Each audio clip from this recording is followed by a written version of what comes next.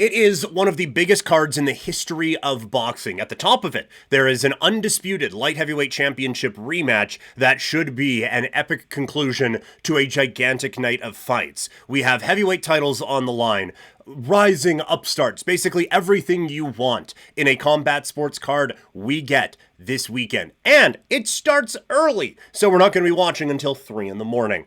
This is the fighters to watch for Beterbiev Bivol, the undercard. We will start with Daniel Dubois facing Joseph Parker for the IBF Heavyweight Championship.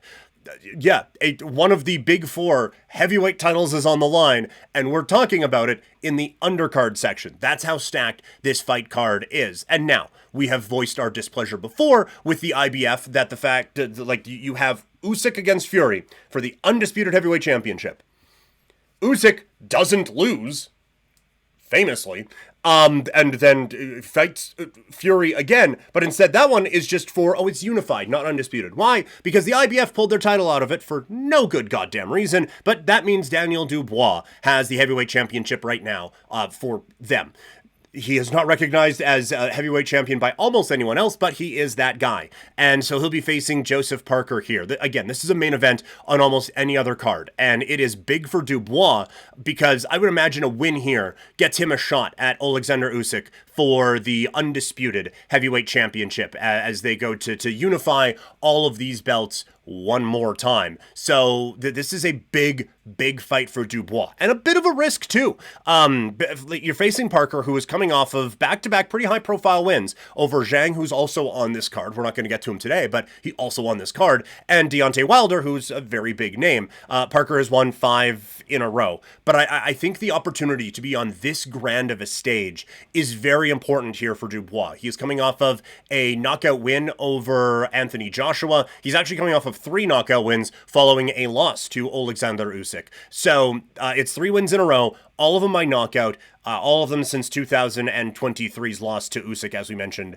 before, with the most recent win coming against Joshua in September of 2024. Again, it is a dangerous fight for Dubois, but it is a gigantic opportunity for him. A win here, and he is getting an undisputed heavyweight championship fight against one of the pound-for-pound kings in the sport of boxing right now. This is a monster fight for Dubois, who felt like he had some momentum, and admittedly felt like he lost a little bit of it against Usyk, but I really feel like a lot of times we talk about on here, how does a fighter recover from the loss? How does a fighter kind of regroup from that? How do they kind of learn from it? Where do they grow from it? He has learned every lesson he should have from that and would be a dangerous challenger for Oleksandr Usyk if they were to meet again, if Dubois can pick up the win in the co-main event on this card. Another very interesting fighter that we'll be seeing on Saturday, albeit with an opponent we weren't necessarily expecting. It is Shakur Stevenson. He'll be facing Josh Paddley for the WBO Lightweight Championship. Originally, the fight was supposed to be against Floyd Schofield. He had to pull it out this week because of illness,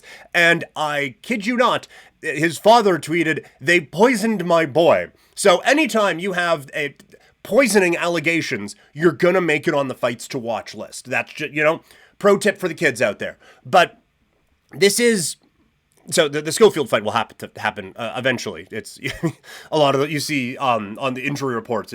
Schofield knee out indefinitely. Schofield poisoned out indefinitely. I'm sure we'll see that fight. Maybe maybe not, depending on how this one goes. But for Stevenson, he has a ton of talent.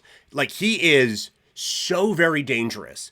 And it gets frustrating sometimes because he gets in the ring with guys who are at a significant skill deficiency against him. And yet, we have needed the judges' scorecards in 4 of the last 6 fights for Stevenson, who remains undefeated, and the fight is for his WBO Lightweight Championship. So the boy's got some gold to his name as well, but it just feels like there's another level or 2 for him to get to, and you get a little bit frustrated at, I don't want to say wasted potential, because it's not. Again, he is a champion, he has main evented on ESPN, and now he is on, again, one of the bigger boxing cards in the world, but it just doesn't feel like he has fully embraced what it means to be someone as talented as he is. Now, the projection is that he would win this fight, taking a fight on short notice against the number 11 contender. That should go well for you. If he wins this fight, the thought is he'll call out Tank Davis, who has a fight coming up next weekend against Roach, another one that we'll be covering here on Couch Potato and on twitch.tv/primetimepk. But so we are going to, I believe, finally be entering that kind of upper echelon for Shakur Stevenson.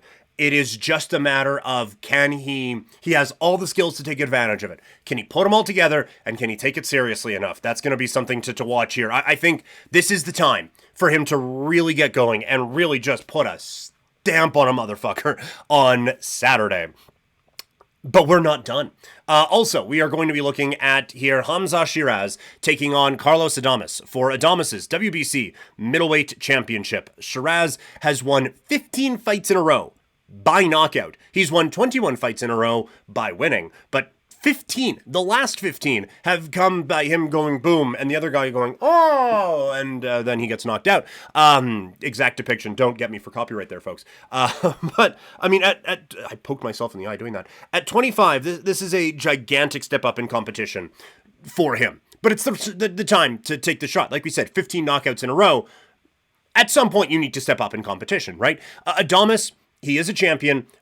He hasn't fought since June, or he's fought, once since June of 2023, but he does have 4 knockout wins during a 6-fight winning streak. So it is not just like an old vet who is ready to be cast aside for this young upstart. This is a prospect who is building a lot of momentum, going up against an established and still very talented champion, and we will see what comes out of it. But either way, it should be a fun fight on Saturday night. Speaking of fun fights, we got a good one, as Virgil Ortiz takes on Israil Madrimov for the vacant WBC Junior Middleweight Championship. Ortiz is coming off of a Fight of the Year contender against Sergey Bohachuk in their last fight. It feels like Ortiz is on the brink of really rocketing up here a little bit, and this would be a gigantic step for him. Madrimov, he is coming off of the biggest fight of his career, going up against Terence Crawford in that Riyadh season fight out in Los Angeles. They've trained together before. They both can bring the action, so that should be a lot of fun. Madrimov does get a little bit hesitant at times, so there's a possibility that there's a little bit of standing and waiting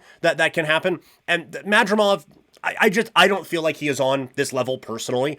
And so this is more like I've put the full fight as the fighters to watch, but this one is a little bit more around Virgil Ortiz and the opportunity that he has to, again, create a very big name off of a big night. And the last one that we will watch here today is Callum Smith taking on Joshua Buatsi for Buatsi's WBO interim light heavyweight championship. Again, the fight at the very top is for the undisputed light heavyweight championship. So a win here could put you in line to face the winner of the main event. I still see Benavidez getting that. He is ranked number 2 behind Bivol and behind the Ring Magazine champion, Betterbiev. And that's the publication that is now owned by Turkey, who is putting this fight card on. And so he would have a pretty good say in that, I would suggest. And I know, oh no, it's different branches. We know. So anyway, I feel like that was a weird tangent that didn't need to happen. But anyway, Benavidez, I feel like he is getting that opportunity. But the winner of this fight, I think, still puts themselves in line for a very big shot. I would suggest that the winner of this, at worst, gets the loser of the main event, whether it be Beterbiev or Beterbiev or Bivol. But either way, that is a very big fight. These guys are coming in, again, Ring Magazine, ranking them 3rd and 6th in the division. So this is a fight. I don't think this would main event a pay-per-view, but this would be a DAZN a DAZN free stream. I mean, free. It's service you pay $40 a month for. But this would be a main card, like the main event on a DAZN fight, and we are getting it as one of the first or second fights of the evening, or of the morning out here in the Mountain Time Zone. So it's It's really, really impressive to see, again, this card. But again, it's an intriguing fight, not just because of where they are, but because of where they are in the rankings, sorry, but where they are kind of career-wise. Like Smith, his only 2 losses are to Beterbiev and Canelo Alvarez. Losses to 2 guys currently in the pound-for-pound top 5, not bad at all. He picked up, after the last loss here, goes up against Carlos Galvin and picks up a win in that fight. Now, this is a step up in competition for Buatsi, but he has looked really good recently. He dropped Willie Hutchinson in their fight that does go to a split decision, but he looked pretty slick at some moments in that bout. So a very, again, intriguing fight, and one that really sets up the winner for a lot of potential money and some big potential opportunities on the road. So again, this is an unbelievably stacked card, and there are so many great fights coming out of this one. And it's something we talked about. This is a unique card for boxing, where we're going to come out of this with about 5 or 6 different storylines to try to follow. And a lot of, I think, what we're going to see in the final quarter of 2025 is going to be based on what we see in this fight card here. So a very intriguing night of fights. Deeds in the chat. That was a great reenactment of a knockout, PK. Not Emmy-worthy, but definitely Canadian Screen Award. Thank you. Thank you very much. I practiced that all morning. That's why the stream started so late, is because I was working on that one. So it's just nice to see your work get recognized, really.